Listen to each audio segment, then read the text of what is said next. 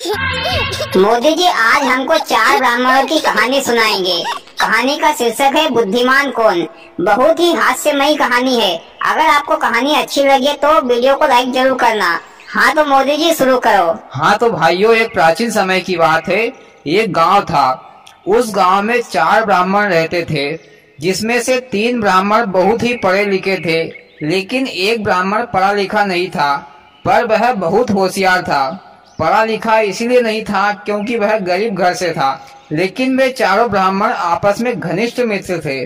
उन चारों में एक बात की हमेशा ही होड़ाहोड़ी होती थी कि उन चारों में से सबसे होशियार कौन है, यानी कि बुद्धिमान कौन है। इस बात की बहस हमेशा होती रहती थी। मोदी जी, अगर आदमी में ज्यादा बुद्धि हो तो क्या लोगों को दिखाना जरूरी है क्या? अरे अपने काम के हिसाब से अपने लिए यूज करो, और किसी को जरूरत हो तो ही उसको अकल दो। नहीं तो लोग यही जवाब देते हैं कि भैया अपनी अकल अपने पास रख, यहाँ हमारे सामने ज्यादा होशियार मत बन। पर भैया आदमी का तो ये स्वभाव है कि उसमें जो भी कला या गुण होता है वह फोकट में ही तारीफ के चक्कर में लोगों को दिखाता फिरता रहता है।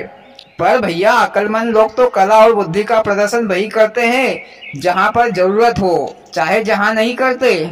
ऐसा ही उन तीनों ब्राह्मणों को बुद्धि का घमंड था, पर जो गरीब और अनपढ़ ब्राह्मण था उसको घमंड नहीं था। एक दिन क्या हुआ कि भैया उन चारों ब्राह्मणों में शर्त लगी कि जो भी हम चारों में से दूसरे गांव के राजा से सबसे अधिक धन लेकर आएगा वही सबसे बुद्धिमान होगा।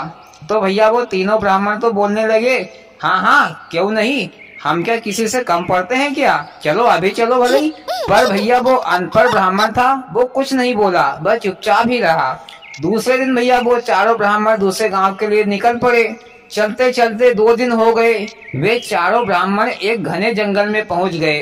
फिर वहां जाकर एक ब्राह्मण ने कहा कि भैया हम लोग ज्यादा थक गए हैं तो यहीं पर रुककर आराम कर लेते हैं, आराम करने के बाद फिर आगे बढ़ेंगे। तो भैया वो अनपढ़ ब्राह्मण ने कहा कि मित्रों यहाँ रुकना ठीक नहीं होगा, आगे चलकर कोई गांव आएगा तो वहीं पर रुक जाएंगे। इतने में दूसरे ब्राह्मण ने कहा, अरे हमको तो तेरे को साथ में ही नहीं लाना चाहिए था, जब तेरे में बुद्धि ही नहीं है तो कहाँ से दिखाएगा, और ऊपर से हमको अकल दे रहा है कि जंगल में मत रुको। अरे हमारे पास विद्या और बुद्धि है तो फिर किस बात का डर है। वह अनपढ़ ब्राह्मण बेचारा चुप हो गया और वे चारों ब्राह्मण जंगल में ही रुक गए। तो भैया फिर क्या हुआ, उन्हीं में से एक को जंगल में मरे हुए जानवर की लाश दिखी। तो वे तीनों उठकर लाश के पास गए और देखा कि वह लाश तो पहचान ही नहीं आ रही थी कि किस जानवर की लाश है। फिर उनमें से एक ने कहा कि मैं इस जानवर की हड्डियां जोड़ देता हूँ। मोदी जी वो तो अपनी अपनी विद्या का उपयोग नहीं बल्कि चाला कर रहे थे। जैसे बच्चे पानी में चाला करते हैं ना खेलते टाइम, वैसे ही कर रहे थे। हाँ अखिलेश भैया सही बोला। तो भैया एक ब्राह्मण ने जानवर की हड्डियां जोड़ दी अपने मंत्र के द्वारा। फिर दूसरे ने कहा कि भैया हड्डियां जोड़ने से पता थोड़ी नहीं चलेगा कि ये कौन सा जानवर है। अरे जरा तुम रुको तो सही, मैं इन हड्डियों में मांस और चमड़ी ला देता हूँ, फिर हमको पता चल जाएगा कि ये जानवर कौन सा है।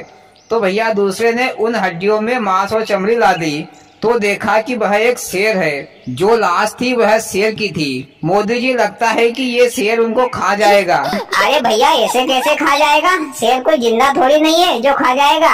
हाँ मोदी जी फिर आगे क्या हुआ?